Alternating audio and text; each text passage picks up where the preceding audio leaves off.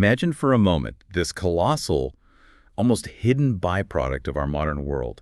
Not the shiny phone or car, but the sheer volume of waste that comes from mining. It's this silent, massive challenge behind almost everything we use. Today we're doing a deep dive into tailings disposal, concepts and practices, and we're drawing heavily on the fantastic work by Dr. Karl-Heinz Spitz and John Trutinger in their book Mining and the Environment. Right, and when we talk about tailings, what we really mean are these finely ground rock particles. They're what's left over after the valuable minerals have been pulled out of the ore. Basically useless from an economic standpoint, and almost always mixed with water. You might hear different names too, slimes in the phosphate industry, or maybe red mud if you're talking about alumina refining. Slimes, red mud. Okay, so lots of names for essentially the same challenge. Exactly, and no matter what you call them, handling them safely for the long haul is genuinely one of the biggest environmental hurdles in mining today. So our mission here is to really unpack the critical environmental issues these materials bring up, look at the different ways we try to manage them, and figure out what it actually takes to keep them contained safely. Not just for now, but forever, for centuries. It's a journey into this hidden but absolutely vital engine room of the global economy, something that affects all of us. Okay, let's get right into it then. Why are tailings such a massive problem? The source we're looking at says pretty bluntly that more serious environmental problems have resulted from tailings disposal than from any other component of mining operations. That's a really strong statement. Why this specific part? It is a strong statement, and it's because tailings represent this enduring massive liability. It's not just the sheer volume, though that's staggering. Picture a mine processing maybe 100,000 tons of copper ore every single day. It's generating pretty much the same amount of tailings. 100,000 tons every day. That scale alone drives huge environmental impacts and risks. Right. Just the physical space they take up must be enormous. Enormous, but it's also their nature. They're so finely ground, they can have long-term toxicity depending on the ore, and they're inherently unstable, both physically and chemically. Managing them is like walking this environmental tightrope, often long after the mine itself has shut down. And the history, especially in places like mountainous, wet, tropical regions, it unfortunately shows more failures than successes, some truly catastrophic events causing loss of life, chronic environmental damage. And you're saying these failures can keep happening years later? Years, even decades after mining stops. That's the really tricky part. So when we talk about the objectives for safe storage, aiming for containment in perpetuity, that sounds incredibly ambitious. Is perpetuity even realistic for something man-made? Or is it more like an ideal we strive for? What are the actual goals? That's a great point. Perpetuity really underscores the immense responsibility here. It's definitely an aspiration, maybe the ultimate goal, guiding every single design choice to try and build something that genuinely lasts. The core goals, though, are things like secure containment, obviously. Minimizing the physical footprint, although paradoxically that often means building higher, bigger structures, designing retention dams that are inherently stable, carefully managing any water flowing in, minimizing seepage, contaminated water leaking out, facilitating liquid recovery for reuse. That's important too. And of course, protecting local wildlife is always a key objective. Okay, let's shift gears a bit and talk about the materials themselves. What are these tailings actually made of? And crucially, how do their characteristics really dictate how we have to deal with them? They're incredibly varied because they're what's left of the ore after the valuable bits are gone. So their properties depend entirely on the original rock and the exact process used to get the minerals out. We're talking residues from things like physical separation, just washing, or using cyclones, which spin things around to separate by density, or maybe froth flotation, common for sulfide minerals, where chemicals help minerals stick to bubbles. And then there are chemical processes like cyanide leaching, mostly for gold. But almost always, whatever the process, they end up as a slurry, these fine particles mixed with water. Slurry, and I understand the particle size is really critical. Oh, absolutely critical, especially for how they settle and consolidate in the storage facility. Most tailings are incredibly fine, think silt or even flour consistency. We're usually talking particles between maybe 2 micrometers and 0.2 millimeters. This tiny size is so important because it affects permeability, how easily water flows through, and ultimately how stable the whole thing is. Take red mud for making alumina. It's mostly silt and clay-sized particles, so when it settles, it forms this really dense, low permeability mass, which surprisingly can be a good thing. How? It effectively locks in the caustic solutions used in the process, stopping them from just leaching out easily. It can actually work well as a capping or sealing layer in some designs. Finding a benefit in a waste product. Okay. And what about pulp density? That's the water content. Okay. You said typical slurries are maybe 20–40% solids, but I've read about this trend towards paste or thickened tailings, getting much higher solids content, like 72% for some gold tailings. Exactly. Pulp density is just the solids to water ratio. And yes, there's a big push towards thickened and paste tailings. Higher solids content generally means lower environmental risk, often a smaller footprint too. But I imagine it costs more. Oh, definitely more expensive to dewater them that much. So it's a trade-off. You see it more in places where water is really scarce or where stability is absolutely paramount. And then there's the chemistry. It reflects the original rock. If you've got pyrite iron sulfide, very common, it can oxidize when it hits the air and water, producing acid, just like acid rock drainage. Right. And the reagents used in processing, like cyanide for gold, can also be harmful. Although it's important to say, many tailings are actually pretty inert, chemically speaking. And cyanide itself, well, it's generally considered a transient pollutant. It tends to break down naturally over time, volatilization, biodegradation. But that breakdown can be pretty slow sometimes, depending on the conditions. Okay, so given all these challenges, the volume, the fine particles, the potential chemistry issues, the water content, it's obvious there's no single magic bullet for managing them. The source says flat out, no one-size-fits-all approach. So what are the different ways we've tried? Yeah, no silver bullet here. Historically, especially way back pre-mid-20th century, small mines often just dumped it, uncontrolled discharge. Yeah. You still see that sometimes with artisanal mining, unfortunately. Another old method was just discharging it straight into rivers, riverine discharge, also common historically, even for bigger projects. But now, it's considered unacceptable by most authorities. Unacceptable, but you're saying it still happens. It does, but only in a very few, very specific large-scale cases, mostly in the Asia-Pacific. You think of OK Tedi or Freeport's Grasberg mine in Indonesia and Papua New Guinea. These are usually places with extreme conditions, super high rainfall, really steep mountains, high earthquake risk, where building a stable land-based facility is either technically impossible or maybe even carries greater risks of catastrophic failure. Let's look at Grasberg then. That example is pretty eye-opening.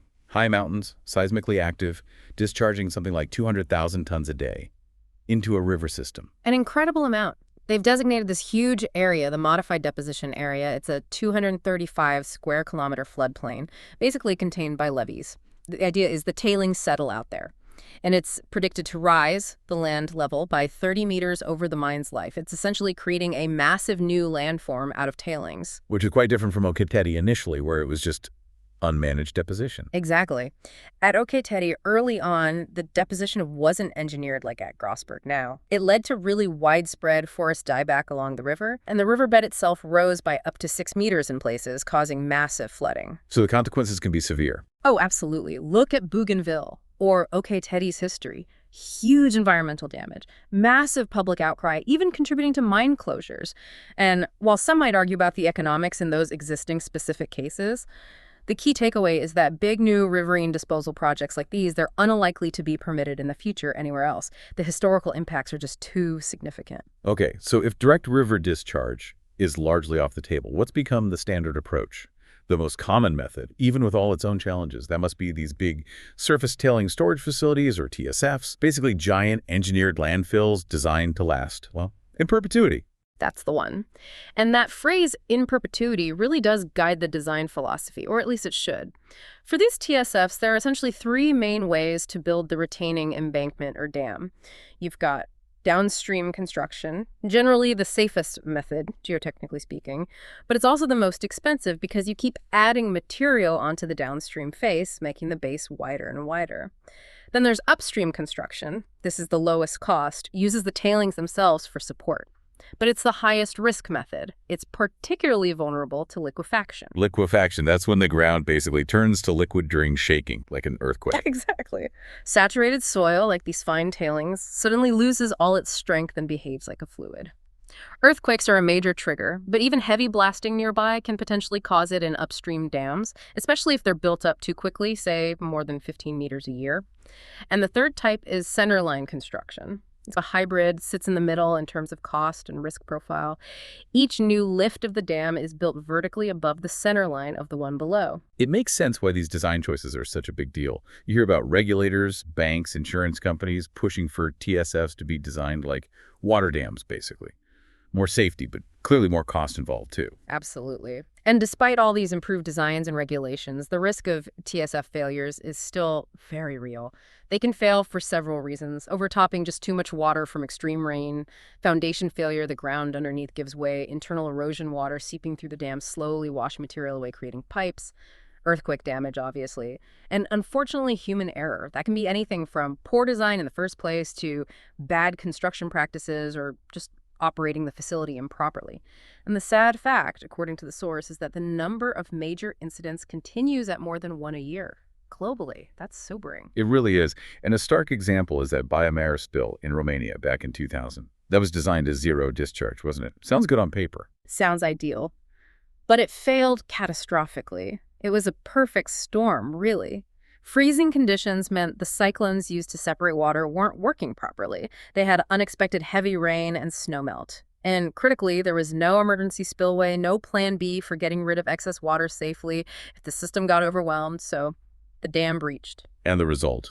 An estimated 100,000 cubic meters of sludgy water, laced with high levels of cyanide, poured into the Tisa and Danube river systems. It killed over 1,000 tons of fish, impacted water supplies across several countries. A devastating reminder of how things can go wrong. Which makes you wonder about underlying factors. There was that interesting study, Davis and Martin in 2009, suggesting a link between mining booms and dam failures. A 2-year lag, they thought. Yeah, that was an intriguing hypothesis. They suggested that during commodity price booms, there's immense pressure to get mines running fast. Maybe design standards slip a bit, experienced staff get spread thin, corners are cut on costs, or maybe design suitable for one climate gets copy-pasted to another without enough local adaptation.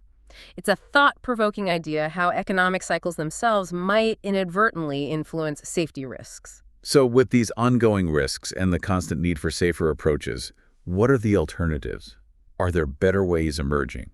Maybe more innovative or even controversial options? One of the methods generating a lot of interest, described as one of the most promising developments, is dry stacking. Dry stacking. How does that work? Basically, you take the tailings slurry and filter it intensely to remove most of the water. You end up with what's called a filter cake. It's still moist, maybe 35% moisture or less, but it's essentially a damp solid.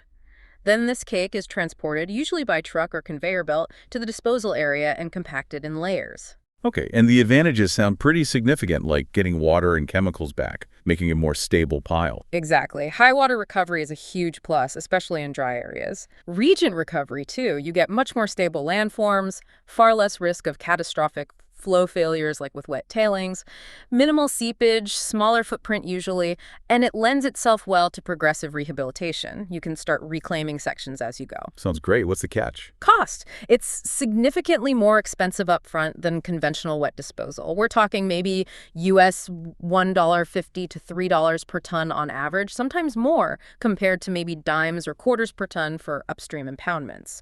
But, and this is important, the long-term costs for closure and rehabilitation are generally lower, and the inherent stability is much higher. It hasn't really been tried yet on a massive scale in those really challenging, earthquake-prone, super wet, mountainous tropical zones, but it's seen as a potential way forward there. Another one that seems logical is in-pit storage or backfilling, just putting the tailings back into the hole they came out of, essentially. Yeah, putting them into the mined-out open pits or underground voids. A lot of regulators actually like this approach because the tailings are stored below grade, below the natural ground surface, so failure by collapse or erosion just isn't physically possible in the same way. Makes sense. Benefits seem obvious, lower costs sometimes, no big surface pile. Any downsides? A couple of things. It can make it harder or impossible to mine any ore that might still exist deeper below the pit. And if the tailings water is toxic, there's a potential risk of contaminating groundwater, although that depends heavily on the surrounding geology and hydrogeology. But a big environmental plus is if you have sulfidic tailings, the ones that can generate acid. If you place them back in the pit below the water table, they stay saturated, don't get exposed to oxygen, and so they can't oxidize and produce acid. That's a major advantage. Okay, interesting trade-offs there. Now, let's tackle the really controversial one, perhaps. Subaqueous tailings placement, especially deep-sea tailings placement, or DSTP, putting tailings onto the seabed. That's the one. Tailing slurry is discharged via a pipeline onto the seabed, usually deeper than 100 meters, often much deeper. It then flows downslope as a dense current, settling in deeper ocean basins. Why would anyone consider this? It's generally only considered when on-land disposal options are deemed to have unacceptably high environmental risks. Think of those really difficult environments we mentioned. Very steep terrain, extremely high rainfall, high seismic activity. Places like the Philippines, parts of Indonesia, Papua New Guinea. In those specific situations, building a massive, stable, land-based TSF that can withstand extreme earthquakes and rainfall forever might actually be the riskier option compared to deep-sea placement. Are there examples where this has worked? Yes, there are several long-term examples. The Island Copper Project in Canada operated for over 20 years, discharged hundreds of millions of tons safely into a fjord, with studies showing no significant impact on the local salmon fisheries. Another big one is the Batu Hijau mine in Indonesia. They discharge enormous amounts, over 700 million tons projected into very deep water, over 3,000 meters. Extensive monitoring there has shown no impact on the productive shallow water ecosystems, like coral reefs nearby. So what are the environmental arguments for DSTP in those specific contexts? The main one is that it avoids impacts on land, no terrestrial habitat loss, no risk of dam failure, flooding villages or land.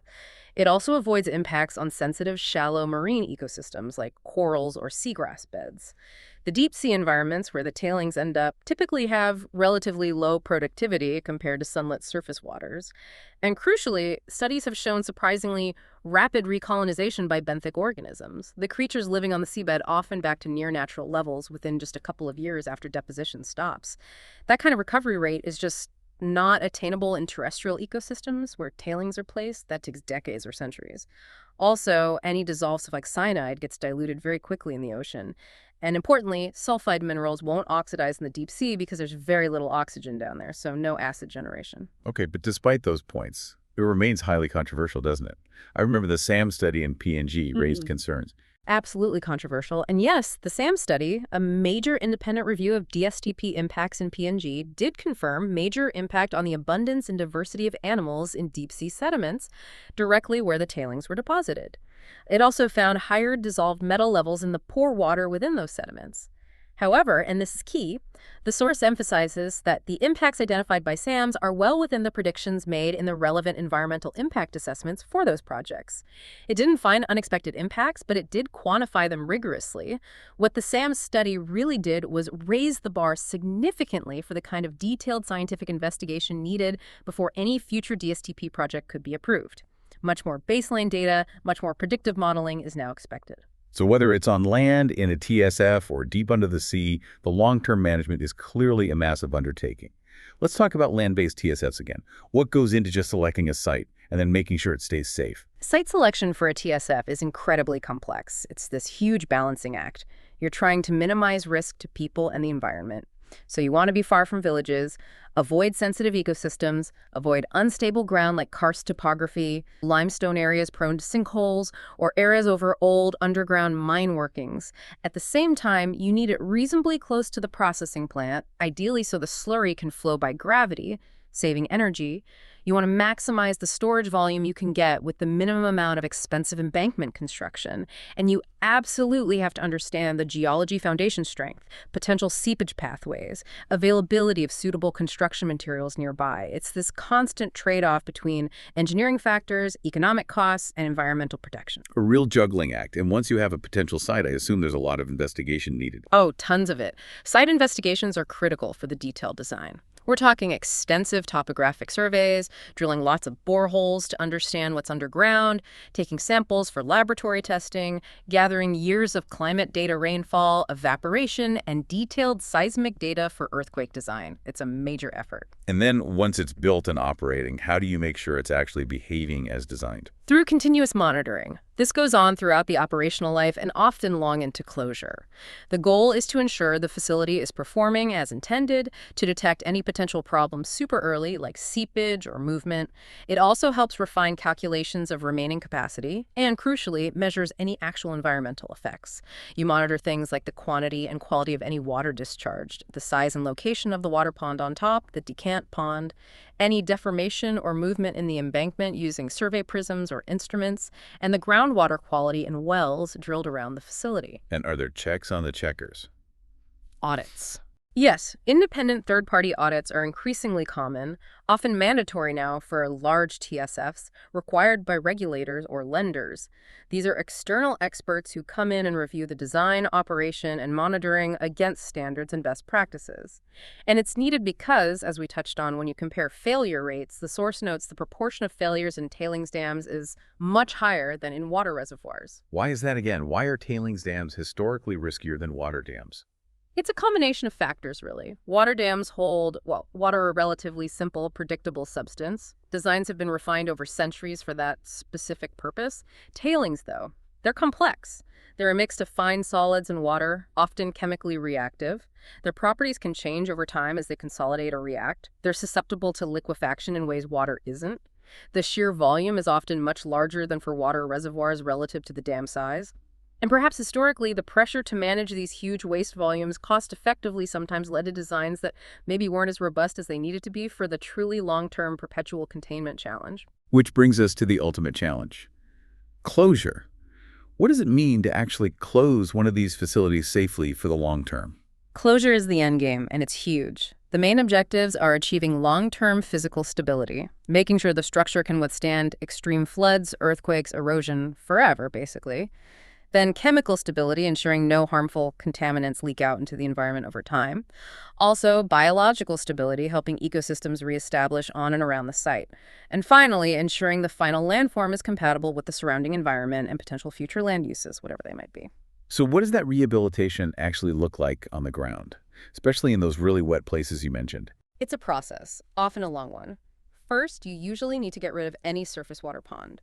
Then there's typically a lot of earth moving, regrading the slopes to make them stable and blend with the landscape, maybe building spillways for rainfall runoff. After that, depending on the tailings type and climate, you might be able to plant vegetation directly on the dewatered surface after some amendments. More often, though, you need to add a cover system, layers of benign material like soil or waste rock, to isolate the tailings and provide a better growing medium. Then you establish vegetation cover. And the source points out, rehabilitation in such high rainfall areas may take many years. It requires patience and ongoing effort. And thinking about the really long view, leaving a TSF as a permanent water-covered pond, while sometimes done, is often considered quite risky, especially in earthquake zones, because of that breach potential. The whole challenge of maintaining these structures in perpetuity, think about that, centuries.